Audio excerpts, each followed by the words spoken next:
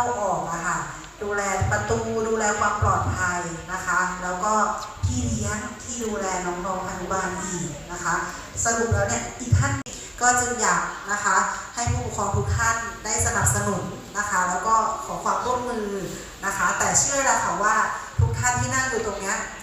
มาชำระแน่นอนแล้วก็ต้องขอบพระคุณเป็นอย่างสูงด้วยนะคะก็เรื่องอีกเรื่องหนึ่งที่เกี่ยวข้องกับคุณครูก็จะเป็นเรื่องของวิถีพุทธค่ะสืบเนื่องจากวิถีพุทธพระราชทานเนาะที่ท่านผอ.ได้นำเสนอรางวัลไปเบื้องต้นในตามศรัทธาค่ะแต่การพัฒนาในส่วนตรงนี้มันไม่ใช่แค่ว่าเด็กๆจะเก่งทางวิชาการอย่างเดียวนะคะมันเป็นการพัฒนาด้านจิตใจแล้วก็ฝึกฝนในเรื่องของสติควบคู่ไปด้วยนะคะไม่ได้มีแค่ในเรื่องของการทำบุญนะคะก็จะมีการสอบธรรมะด้วยนะคะเป็น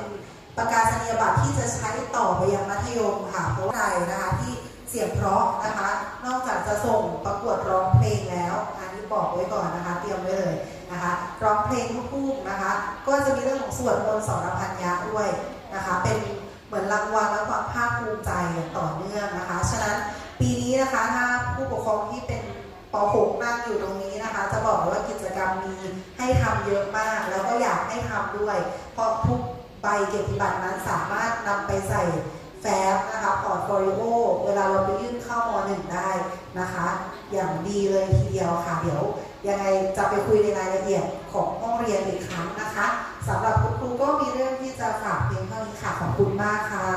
ขอบคุณค่ะในส่วนนี้นะคะคุณครูรับผิดชอบโดยตรงเลยนะคะเกี่ยวกับวิถีพุทธ